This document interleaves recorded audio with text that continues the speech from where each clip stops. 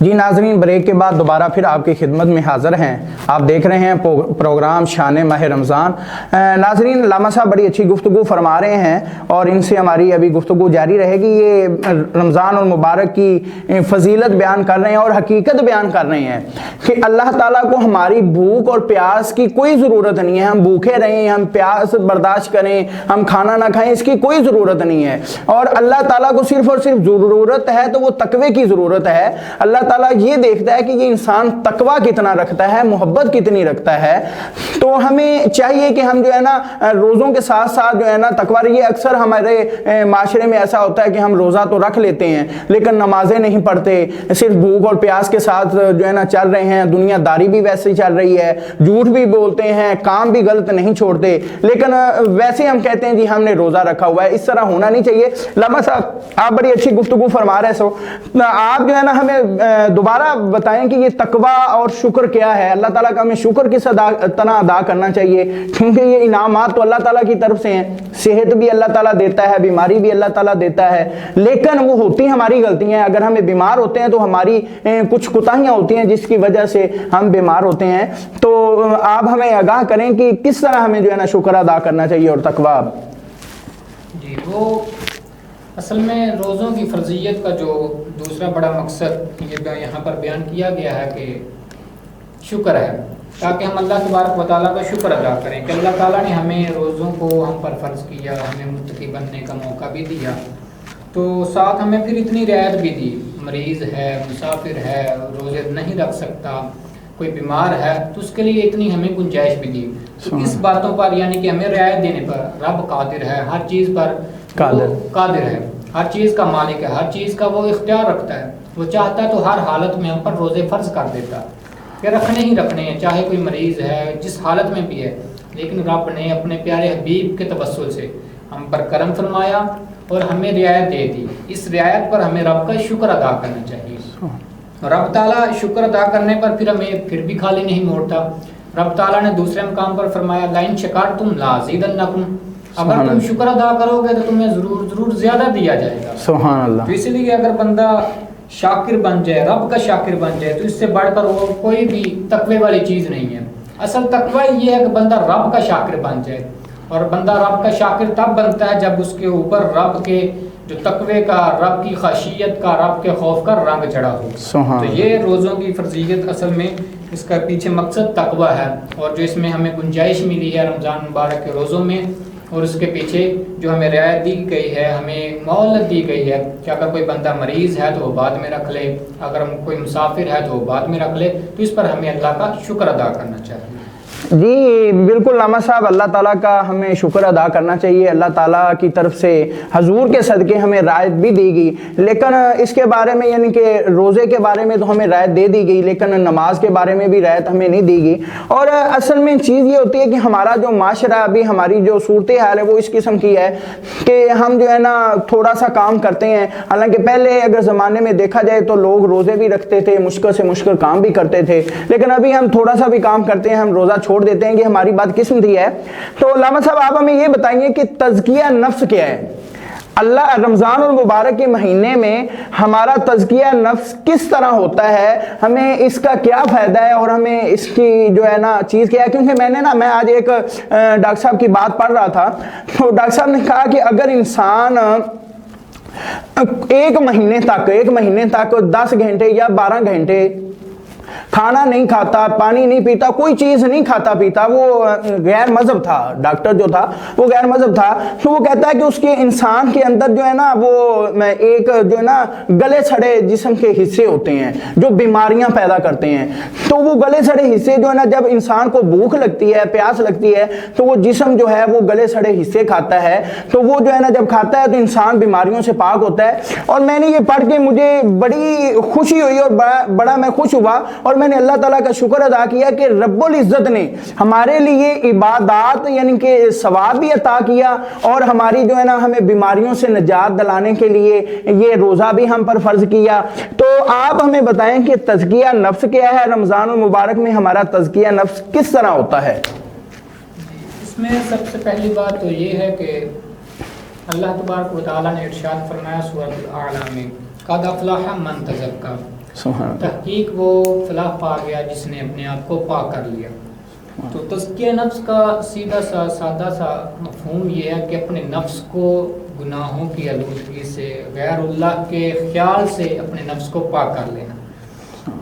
تو رمضان المبارک اس حوالے سے بھی ہمارے لیے فلاح کا مہینہ ثابت ہوتا ہے کہ اللہ تبارک و تعالیٰ اس میں ہمیں کئی سارے موقع دیتا ہے کہ ہم اپنے آپ کو تزکیہ نفس کے جو ایک مشین ہے، جو ایک سرکل ہے، اس میں سے گزار لیں اور اپنے نفس کو پاک کر لیں. سبحان اللہ. سب سے پہلی بات تو صبر ہے. اللہ تبارک و تعالیٰ ہمارے صبر کو دیکھتا ہے. اب صبر کئی طرح کا ہے. اللہ تبارک و تعالیٰ نے سورہ بقرہ میں ارشاد فرمایا وَلَنَبْلُوَنَّكُمْ بِشَيْءٍ مِّنَ الْخَوْفِ وَالْجُوعِ وَنَقْصٍ مِّنَ الْأَمْوَالِ وَالْأَنفُسِ وَالثَّمَرَاتِ سبحان اللہ. وَبَشِّرِ الصَّابِرِينَ. اللہ تبارک و تعالیٰ نے فرمایا کہ ہم آپ کو آزمائیں گے، تحقیق آپ کو آزمائیں گے بِشَيْءٍ مِّنَ الْخَوْفِ وَالْجُوعِ، کہ خوف سے اور بھوک سے. اب اگر یہاں پر ہماری خوش قسمتی دیکھیے کہ رب تعالیٰ ہم پر روزے بھی فرض کرتا ہے اور بعد میں ہمیں آزماتا بھی ہے بھوک سے. اب رمضان مبارک میں ہمیں جو سب سے زیادہ چیزیں ہمیں فیس کرنی پڑتی ہیں، جن سے ہمارا سامنا ہوتا ہے، وہ بھوک اور پیاس ہوتی ہے. بندے نے 15-16 گھنٹے کا روزہ بھوک کے ساتھ، پیاس کے ساتھ برداشت کرنا ہوتا ہے. تو رب تعالیٰ فرماتا ہے کہ ہم آپ کو آزمائیں گے بھوک کے ساتھ. اور آگے پھر فرماتا ہے کہ جو بندہ صبر کرنے والا ہے نا، پھر اس کے لیے خوشخبری ہے. یہ نہیں ہے کہ جو ہم اس کو آزما رہے ہیں، اس کو سارا دن بھوکا رکھ رہے ہیں، اس کو سارا دن پیاسا رکھ رہے ہیں، تو پھر ہم اس کو ایسے ہی چھوڑ دینا. یہ نہیں. میرا رب بڑا کریم ہے، وہ ہر چیز پر نوازتا ہے، ہر چیز پر نوازتا ہے. ہم اتنے گناہ گار بھی ہیں لیکن پھر بھی ہمیں نوازی جا رہا ہے. تو اس لیے جب ہم اس کی اطاعت میں آ جائیں گے تو پھر تو وہ اور نوازے گا. سبحان اللہ. تو اس لیے رب تعالیٰ فرماتا ہے جو ایسا صبر کر لیتے ہیں وہ بشر الصابرین، اور اللہ تبارک و تعالیٰ خوشخبری دیتا ہے جو صبر کرتا ہے. خوشخبری ان کے لیے کیا ہے؟ دوسری جگہ پر اللہ تبارک و تعالیٰ نے ارشاد فرمایا ان اللہ مع الصابرین، جو صبر کرتا ہے اللہ ان کے ساتھ ہو جاتا ہے. ہاں بے شک. اسی لیے یہ بہت بڑا ہمارے لیے تزکیہ نفس کا ایک پہلو ہے کہ ہم رمضان مبارک میں صبر کرتے ہیں، بھوک کو برداشت کرتے ہیں، پیاس کو برداشت کرتے ہیں. تو اس حوالے سے یہ ایک صبر کا پہلو ہے جو ہمارے تزکیہ نفس کا ایک پہلا مرحلہ بنتا ہے، پہلا سٹیپ بنتا ہے. تو اس لیے یہ تزکیہ نفس کے لیے سب سے پہلی جو بات ہوتی ہے وہ بندے کے اندر صبر آنا چاہیے. اگر بندہ صابر نہیں ہے تو ہر وقت وہ اللہ کی ناشکری کرتا رہے گا، اللہ کی ذات پر نعوذ باللہ وہ یہ کہتا رہے گا کہ میرے لیے یہ اچھا نہیں ہے، یہ برا ہے، یہ فلاں ہے، یہ فلاں ہے. تو وہ بے صبری ہے. اور جو تزکیہ نفس کرنا چاہتا ہے اس کے لیے پہلا سٹیپ یہ ہے کہ وہ اپنے آپ کو صابر بنا لے. سبحان اللہ. اور جب بندہ صابر بنا لیتا ہے تو اس کے ساتھ پھر رب کی ذات ہو جاتی ہے. اور جس کے ساتھ رب کی ذات ہو جائے تو اللہ تبارک و تعالیٰ اس کو پھر اکیلا نہیں چھوڑتا. سبحان اللہ. اور دوسری بات کہ تزکیہ نفس کے لیے ہر چیز کی ایک زکوٰۃ ہوتی ہے. جیسے ہماری فصل ہے تو اس کی زکوٰۃ عشر کے نام سے ہے. اور اسی طرح اگر کسی کے پاس مال ہے، نقد ہے یا مال تجارت ہے، اس کی زکوٰۃ کو زکوٰۃ کا نام دیا گیا قرآن پاک میں بھی. اور اسی طرح جسم کی بھی ایک زکوٰۃ ہوتی ہے، اس کو روزہ کہتے ہیں. بے شک. اسی لیے اگر بندے نے اپنے آپ کو پاک کرنا ہو، اپنے نفس کو پاک کرنا ہو، اپنے جسم کی زکوٰۃ دینی ہو. آج یہ سائنس بھی ثابت کر رہی ہے کہ بندہ اگر روزہ رکھ لیتا ہے نہ وہ کمزور ہوتا ہے نہ ہی وہ بیمار ہوتا ہے، بلکہ وہ پورے 11 مہینوں کی جو اس کے اندر بیماریاں جمع ہو جاتی ہیں، جو اس کو کمزوری لاحق ہو جاتی ہے، وہ رمضان مبارک کے توسل سے وہ ساری بیماریاں بھی ختم ہو جاتی ہیں اور اس کو کمزوری بھی ختم ہو جاتی ہے. سبحان اللہ. تو اسی لیے یہ رمضان مبارک ہر لحاظ سے ہمارے لیے ایک کامل نمونے کے طور پر آتا ہے کہ بندہ روحانی طور پر بھی اپنے آپ کو پاک کر لے، جسمانی طور پر بھی اپنے آپ کو پاک کر لے. تو یہ رمضان مبارک کے روزے رکھنا یہ جسم کی زکوٰۃ ہے. اور اسی طرح یہ رمضان مبارک میں ہم کم کھاتے ہیں، کم پیتے ہیں. تو یہ بزرگوں کا طریقہ رہا ہے کہ کم کھانا اور کم سونا، کم بولنا. حضرت امام غزالی رحمۃ اللہ علیہ آپ نے یہ قول نقل کیا ہے کہ حضرت حکیم لقمان بہت بڑے حکیم گزرے ہیں، قرآن پاک نے بھی ان کا ذکر کیا ہے وَلَقَدْ آتَيْنَا لُقْمَانَ الْحِكْمَةَ، کہ ہم نے لقمان کو حکمت عطا کی. سبحان اللہ. آپ نے اپنے بیٹے کو یہ نصیحت کرتے ہوئے فرمایا کہ میرے بیٹے اگر تو نے اپنے معدے کو بھر لیا اور پھر تیرے یہ جو اعضاء ہیں تیری حکمت خالی ہو جائے گی. جب تو اپنے معدے کو بھر لیتا ہے تو پھر تیری حکمت خالی ہو جائے گی، تو لاغر ہو جائے گا، تو پھر بے فائدہ ہو جائے گا، اور جب تو بے فائدہ ہو جائے گا تو جب عبادت کرنے لگے گا تو اسی طرح جسم لاچار ہو جائے گا۔ تو اس سے ہمیں یہ سبق ملتا ہے کہ اگر بندہ زیادہ کھا لے تو اس پر کاہلی، سستی یہ غالب ہو جاتی ہے، اور اسی لیے یہ رمضان مبارک ہمارے لیے اس لحاظ سے بھی ہمارا تزکیہ نفس کرتا ہے کہ بندہ کم کھاتا ہے، کم سوتا ہے تو اس کے اندر کا جو نفس ہے وہ خود مرتا ہے۔ جیسے بزرگ فرماتے ہیں کہ اگر نفس کو مارنا ہو تو بندہ روزہ رکھے، نفس خود ہی مر جاتا ہے۔ امام غزالی علیہ الرحمہ نے ایک اور بہت خوبصورت بات بیان کی ہے کہ جو پیٹ ہے نا، پیٹ اور شرمگاہ، یہ شیطان کے ہیڈ کوارٹر ہیں دونوں چیزیں۔ اگر بندہ اپنی شرمگاہ کو روک لے برائی سے اور پیٹ کو حرام سے روک لے اور کم اس کو دے کر اس کو بھوکا رکھ کے روک لینا تو شیطان ان دونوں چیزوں سے خود بخود ہی دفع ہو جاتا ہے، اور باقی چیزوں سے پھر شیطان خود بخود ہی نکل جاتا ہے۔ اس لیے پیٹ کے ساتھ نفس کا بڑا تعلق ہے، شیطان کا بڑا تعلق ہے۔ تو رمضان مبارک میں ہم بھوکے رہ کر اپنے پیٹ کو جب بھوکا رکھتے ہیں، نفس کو مارتے ہیں، تو پھر ہمارا تزکیہ نفس ہوتا ہے، بندے کے اندر وہ اثر روحانیت آتی ہے۔ جب بندہ 11 مہینے دن بھی کھاتا ہے، رات کو بھی کھاتا ہے، تو اس کے اندر پھر وہ کاہلی آ جاتی ہے، سستی آ جاتی ہے۔ اور کم خوری کے متعلق حضرت سلیمان رحمۃ اللہ علیہ آپ فرماتے ہیں کہ بھوک یہ اللہ تبارک و تعالیٰ کے خزانوں میں سے ایک خزانہ ہے۔ کیا بات ہے، کیا بات ہے۔ یہ نہ سمجھا کریں کہ رب نے ہمیں بھوکا رکھا ہے تو اس کے پیچھے حکمتیں کوئی نہیں ہیں، یہ رب کا ایک بہت بڑا خزانہ ہے، اور رب تعالیٰ اس بندے کو دیتا ہے جس کو وہ پسند کرتا ہے۔ سبحان اللہ، سبحان اللہ۔ یہ ہماری خوش قسمتی ہے کہ صرف 15-16 گھنٹوں کا روزہ رکھ کر ہم صرف ایک کام نہیں کر رہے، ہم رب کی پسندیدہ چیز بھوک کو بھی برداشت کر رہے ہیں۔ جو رب تعالیٰ نے ہمارے لیے بھوک کو پسند کیا وہ بھی ہم کر رہے ہیں، پھر اس کے ذریعے ہمارا تزکیہ نفس بھی ہو رہا ہے۔ اور سب سے بڑی بات یہ کہ بندہ جب بھوک برداشت کرتا ہے، پیاس برداشت کرتا ہے، اس کے دل کے اندر دوسروں کے لیے اثار پیدا ہو جاتا ہے۔ سبحان اللہ۔ جیسا حضرت فاطمہ الزہرا رضی اللہ تعالیٰ عنہ آپ نے، اور حضرت علی المرتضیٰ رضی اللہ تعالیٰ عنہ آپ نے، حضرت حسنین کریمین، اور ایک مرتبہ بیمار ہو گئے تو ان کی صحت یابی پر یہ منت مانی کہ جب یہ صحت یاب ہو جائیں گے تو ہم دونوں 3 روزے رکھیں گے۔ سبحان اللہ۔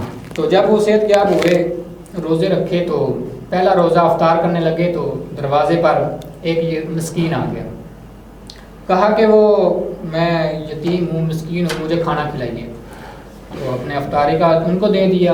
دوسرے دن افطار کرنے لگے تو ایک مسکین آ گیا، اس کو دے دیا۔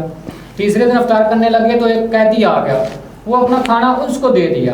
تو اللہ تبارک و تعالیٰ کو یہ ادا اتنی پسند آئی کہ اپنی ذات پر دوسروں کو ترجیح دے رہے ہیں۔ اللہ تبارک و تعالیٰ نے اس کا تذکرہ سورہ دہر میں قرآن پاک میں فرما دیا، وَيُطْعِمُونَ الطَّعَامَ عَلَىٰ حُبِّهِ مِسْكِينًا وَيَتِيمًا وَأَسِيرًا، وہ اللہ کی محبت میں یتیموں کو، مسکینوں کو اور قیدیوں کو کھانا کھلاتے ہیں۔ سبحان اللہ۔ یہ تزکیہ نفس کا یہ بھی بڑی بات ہے کہ بندے کے اندر احسان کا جذبہ پیدا ہو جاتا ہے، دوسروں کے ساتھ نیکی کرنے کا جذبہ پیدا ہو جاتا ہے۔ سبحان اللہ۔ ناظرین، لاما صاحب بڑی اچھی گفتگو فرما رہے ہیں، اور لاما صاحب سے ابھی ہماری گفتگو جاری بھی رہے گی، کیونکہ رمضان المبارک کا جو روزہ ہے یہ بہت ہی فضیلت والا ہے۔ دیکھیں ہمارے معاشرے میں اگر کوئی چھوٹا بچہ روزہ رکھ لیتا ہے تو ماں جو ہے سارا دن اپنے بچے کے چہرے کی طرف دیکھتی رہتی ہے، کبھی اس کے چہرے کو بوسہ دیتی ہے، کبھی اس کے ماتھے کو بوسہ دیتی ہے، کبھی اس کی طرف پیار کی نگاہوں سے دیکھتی ہے کہ میرے بچے نے آج روزہ رکھا ہوا ہے، اللہ کی رضا کی خاطر روزہ رکھا ہوا ہے، میرا بچہ بھوک اور پیاس برداشت کر رہا ہے، یہ آگے بھوک اور پیاس برداشت نہیں کرتا۔ تو ماں سارا دن اس بچے کو ماں کا پیار ملتا ہے، لیکن اللہ کی ذات جو ہے وہ 70 ماؤں جتنا پیار دیتی ہے۔ جب ایک ماں اتنا پیار دیتی ہے تو جب ایک انسان روزہ رکھے گا، بھوک اور پیاس برداشت کرے گا، تقوی کے ساتھ، عبادات کے ساتھ، نماز کے ساتھ، قرآن پاک کی تلاوت کے ساتھ، تو وہ 70 ماؤں جتنا جو پیار دیتا ہے اللہ کی ذات، وہ کتنا پیار کرتی ہوگی۔